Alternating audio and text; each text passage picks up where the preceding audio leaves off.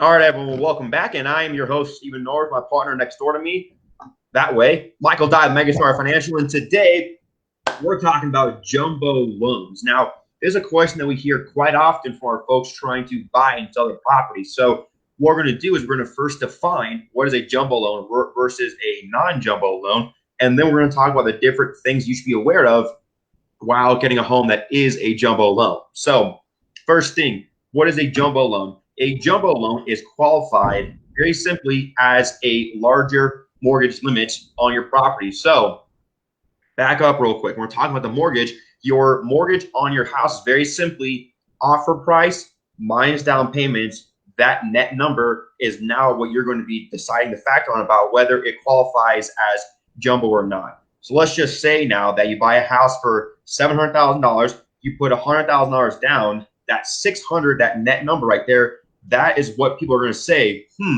is that a jumbo or not? Now, very easy way to figure out whether it's jumbo or not is just to Google it. You can literally Google what is the jumbo loan limit in my county, and it is county specific. So obviously, we're here in Colorado, so let's talk about that. Rough numbers from Fort Collins, Colorado Springs. Generally, that jumbo loan limit is any loan under $600,000. All right. Now, obviously, make sure you fact check that with your local expert and online, but that is the kind of rule of thumb. Now, obviously, there are certain counties where that loan limit is more. As an example, Boulder County is $654,000.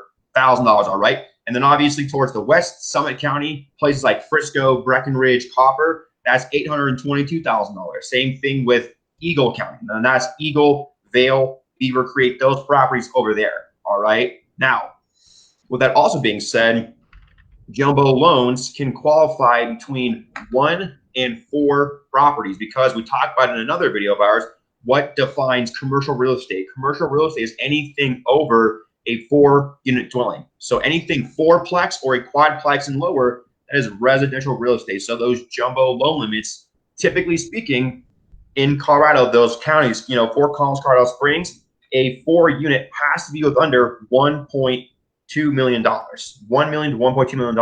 Same thing in Boulder County.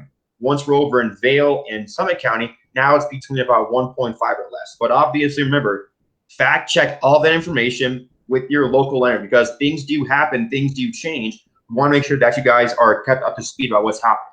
All right. Now, with that being said, Michael's going to jump into some of the specific things that you guys should also be aware of too. Right. Jumbo loans are a little bit different in the fact of what kind of down payment you're putting down, right? I mean, that's one of the real big specific things that we're talking about on here. And since jumbo loans are not sold on the secondary market, they're more investor specific guidelines on that. So you could be putting down anywhere from 10 to 20% on that, depending on that investor. So that is something that you'll need to talk with your lender about and see what jumbo loans they do have to offer, because there are several different ones in that arena to where you can choose from. And some people have access to better jumbo loans than others because maybe they do a little bit more of them. But yeah, most of the time that when we're talking about what a jumbo loan is it's any loan that you do that is above our high balance loans, which is usually about 696, 850 here. So anything above that is considered a jumbo loan. So they go from 596, 851 and up. I apologize about that. It's 596 in between there. But those are our jumbo loans. Our high balance loans are loans that are almost a jumbo loan, but not. We still got conforming loan limits on them, but there might be, like Stephen had suggested, in areas where the homes are a little more expensive.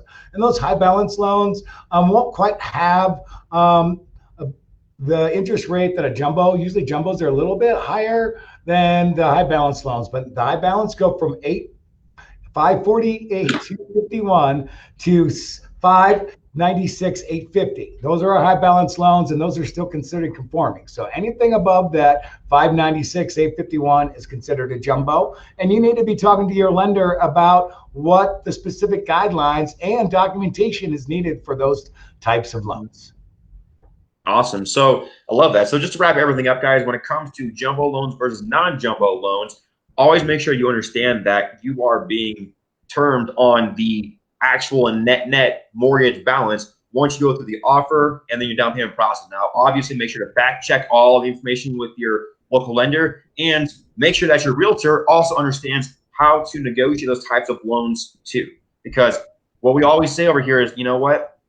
We do not want you to get to, be into a house and you are house poor. All right. Don't stress yourselves too hard. All right. Don't try to eat the elephant in one bite. That's what we always say. So that being said, any questions, please reach out to us and we'll see you guys next time. Have a great week.